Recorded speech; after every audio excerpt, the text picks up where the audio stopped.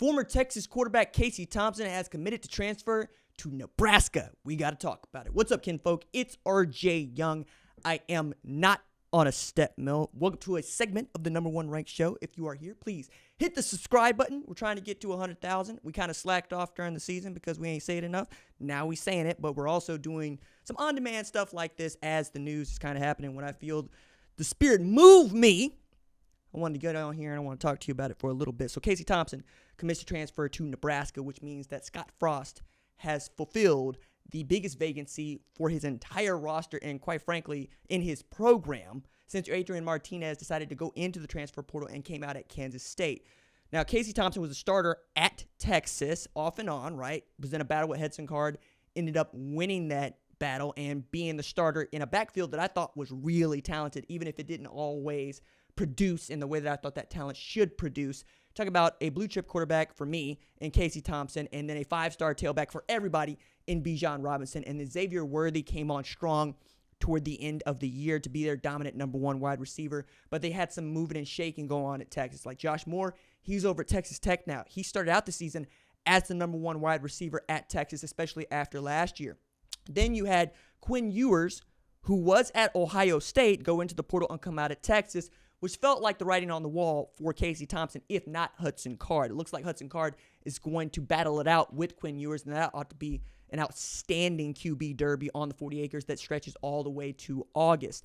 Now, Casey Thompson joining up with Nebraska is, I think, the jewel in what Scott Frost is trying to do after what is probably a dubious honor in the best 3-win season of all time. They're in basically one-score ball games with almost everybody except Northwestern, who they absolutely destroyed because they could absolutely run the football on them. But they seem to come on strong, and it's not as if they don't have dudes, right? Talk about Toure showing up in a big way, but before that, Wan'Dale Robinson was at Nebraska for 2 years, had just over 90 receptions and over 900 yards, 2 years combined, goes to Kentucky, and is not only their number one, he's their best offensive playmaker and one of the best offensive playmakers in the SEC. He finishes the season with, I think, over 1,300 yards and over 100 receptions at Kentucky. All right? That's not an offensive juggernaut. So it's not as if they hadn't got dudes in at Nebraska. They just haven't been able to hold on to them and then produce them into absolute studs, right?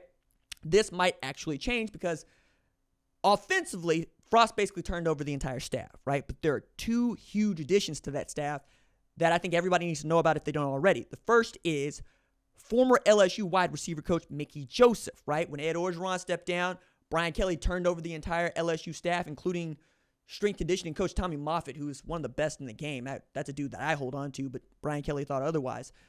Mickey Joseph decides to go to Nebraska and brings with him one of the guys that was committed to LSU at wide receiver in Dakotas to ever do it, Crawford. So Dakotas playing for Frost.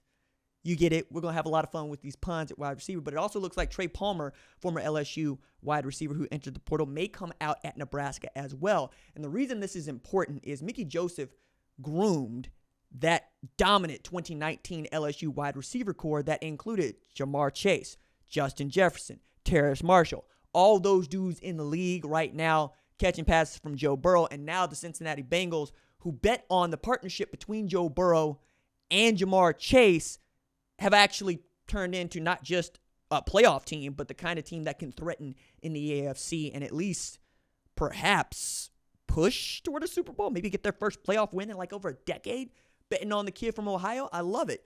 Mickey Joseph is going to help turn over that wide receiver core, and I think they're going to get better quick, fast, in a hurry. They're also going to run a lot of the same concepts.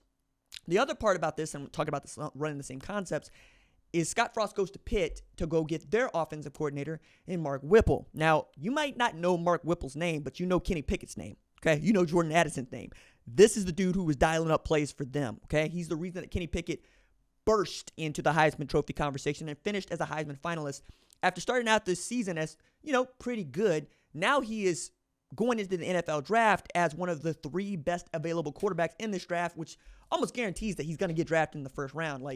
We know that the NFL is going to reach on quarterbacks, even though I don't believe this is a particularly strong quarterback class led by Pickett, Matt Corral, so forth, so on, right? I mean, Stetson Bennett might end up being a first-round draft pick, and that's not something anybody would have said even a year ago, let alone going into the national championship game on Monday. But I'm excited to see what Nebraska looks like because I believe that the sport is a lot more fun, quite frankly better, when Nebraska's good and when Arkansas is good, right? When Nebraska was ruling in the 90s, we were all having a lot of fun, except if you were an Oklahoma fan, right? Because that was a guaranteed beatdown. In the way that it feels like Nebraska's been a beatdown for a lot of teams in the Big Ten, even though they haven't been that bad.